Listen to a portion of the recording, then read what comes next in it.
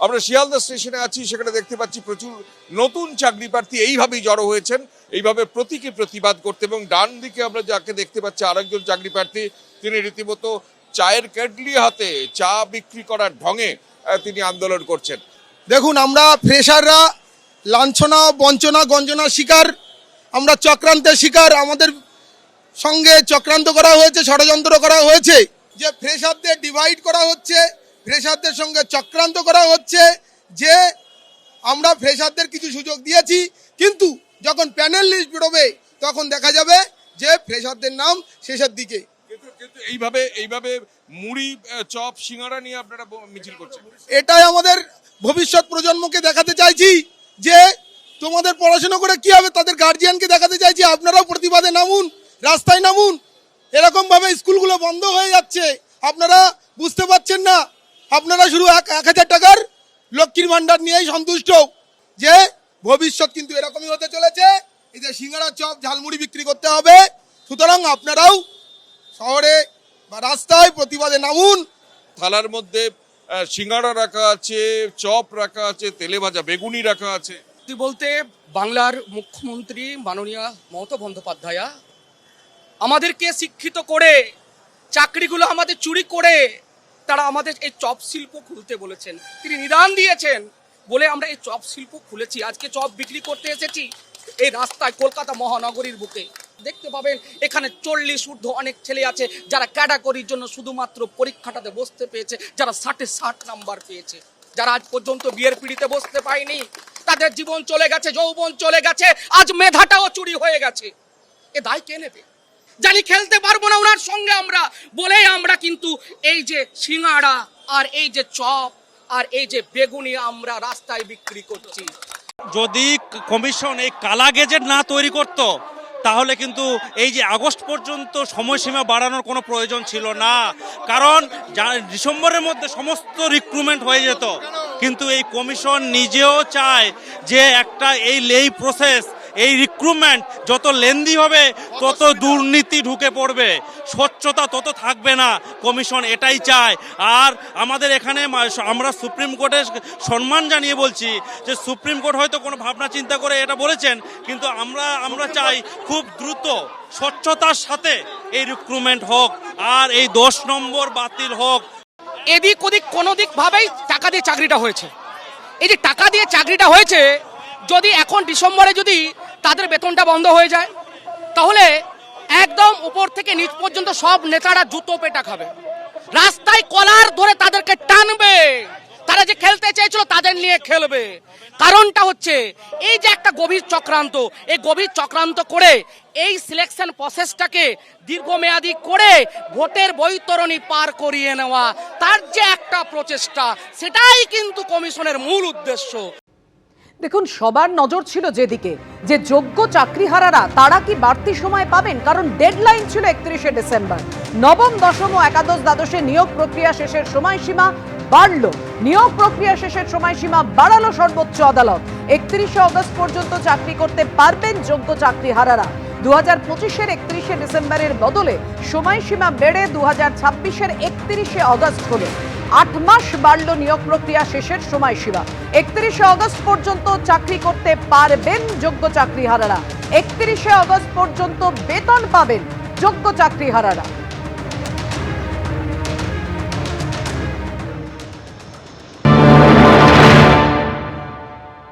31শে December পর্যন্ত supreme কোর্টের last guidelines ছিল। আমরাও জানতাম যে এসএসসির পক্ষে সেটা সম্ভব করা, মানে শেষ করা সম্ভব নয়। তার জন্য এসএসসিকে যেতেই হবে এক্সটেনশনের জন্য। কিন্তু আমরা একটু আশঙ্কিত ছিলাম যে কি হবে, আসলে আদৌ এক্সটেনশন দেবে কিনা, কোর্টের মর্জির উপর ডিপেন্ড করছে সব কিছু। তার জন্য আমরাও লয়ার দিয়েছিলাম এবং সেটা এক্সটেনশন হয়েছে। তো তার জন্য স্বাভাবিকভাবে একটু স্বস্তি। কারণ হচ্ছে যদি 31শে ডিসেম্বরের মধ্যে শেষও হলো না, আবার সব কিছু আটকেও গেল, তো সেক্ষেত্রে একটা বড় সংখ্যক শিক্ষক শিক্ষিকা যারা সম্পূর্ণ নিরপরাধ হওয়ার পরেও চাকরি হারিয়েছে, তারা কিন্তু ভীষণভাবে ক্ষতিগ্রস্ত হতো এবং তাদের খুবই ক্ষতিগ্রস্ততার জায়গা যেত। কারণ আমরাও চেয়েছিলাম যাতে এক্সটেনশন হয় এবং আমরাও লয়ার দিয়েছিলাম। তো এক্সটেনশনটা হয়েছে, এটাকে আমরা পজিটিভলি নিচ্ছি। এখনো সুযোগ আছে যারা যোগ্য শিক্ষাকর্মী শিক্ষক শিক্ষিকা আছে এসএসসি 2016 প্যানেল, তাদের যোগ্য তালিকাটা এখনও কান ধরে কলকাতা হাইকোর্টে মামলা চলছে, সেখানে প্রকাশ করলে তারা সেই তালিকা অ্যাপ্রুভ করে সুপ্রিম কোর্টে পাঠিয়ে দেবে, সবার চাকরি ফিরে যাবে। কিন্তু মুখ্যমন্ত্রী চান কেবলমাত্র অযোগ্য যারা টাকা দিয়েছে, যারা ঘুষ দিয়েছে, তাদেরকে বাঁচাতে হবে। 1806 জন কি অযোগ্য শিক্ষকদের তালিকা, জনগণের করের টাকা এই অযোগ্য শিক্ষকদের দেওয়া হয়েছে।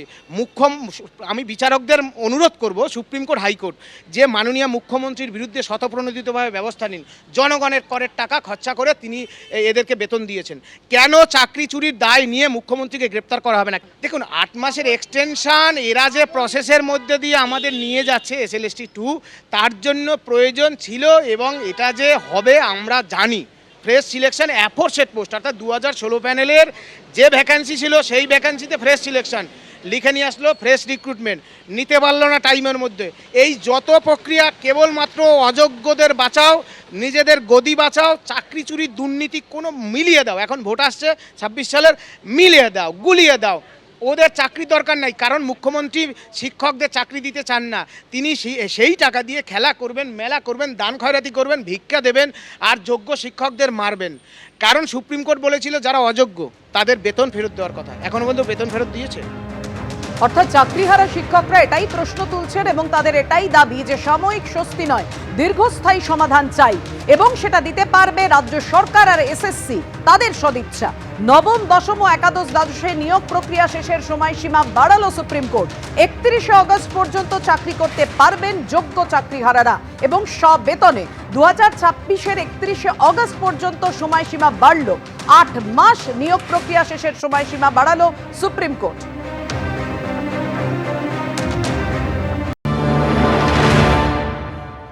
এটা কাম্যই ছিল, কারণ একটা নিয়োগ প্রক্রিয়া হতে কতটা সময় লাগতে পারে সেটা যারা করে এবং যারা এই প্রসেসের মধ্যে দিয়ে যায় তারাই জানে। এটা কখনোই 2-3 মাস, 4 মাস, 5 মাসে একটা নিয়োগ প্রক্রিয়া শেষ হওয়ার মতো নয়। আর যেখানে এতগুলো লিটিগেশন আছে, কোর্টে প্রতিনিয়তই বিভিন্ন ইস্যু নিয়ে কেস হচ্ছে, সেখানে এটা এত তাড়াতাড়ি সম্ভব নয়। সেই জন্য একটা আনুমানিক যে ক্রাইটেরিয়া এবং টাইম লাইন দেওয়া ছিল কমিশনের তরফ থেকে, সেই অনুযায়ী স্বস্তি আমরা এগুলোকে বলে সাময়িক স্বস্তি। আমরা এরকম স্বস্তি চাই না, আমরা চাই চাকরির স্থায়িত্ব। অবশ্যই একটা এক্সটেনশন হয়েছে, যেটা আমাদের মাথার মধ্যে চলছিল একটা টেনশন যে 31শে ডিসেম্বর আর কিছুদিন বাকি, তারপরেই জীবনটা হয়তো একেবারে নষ্ট হয়ে যেতে চলেছে, সেইটা থেকে খানিকটা সময় পাওয়া গেল। এই নিয়ে এক্সহ্যান্ডেলে শিক্ষামন্ত্রী লিখেছেন, নবম, দশম এবং একাদশ দ্বাদশে শিক্ষক নিয়োগ মামলায় গুরুত্বপূর্ণ রায় সুপ্রিম কোর্টের। সর্বোচ্চ আদালত নিয়োগ প্রক্রিয়া 31শে অগস্টের মধ্যে শেষ করতে নির্দেশ দিয়েছে, যা মুখ্যমন্ত্রী মমতা বন্দ্যোপাধ্যায়ের সঠিক দিক নির্দেশের প্রতি আস্থার উজ্জ্বল দৃষ্টান্ত। আর এই সময়সীমার মধ্যে আগের শিক্ষকরা আগের মতোই কাজ চালিয়ে যেতে পারবেন। বিচারপতি সঞ্জয় কুমারের বেঞ্চের এই নির্দেশে পরিষ্কার, West Bengal central school service commission স্বচ্ছতা এবং দায়বদ্ধতার সঠিক পথেই এগোচ্ছে।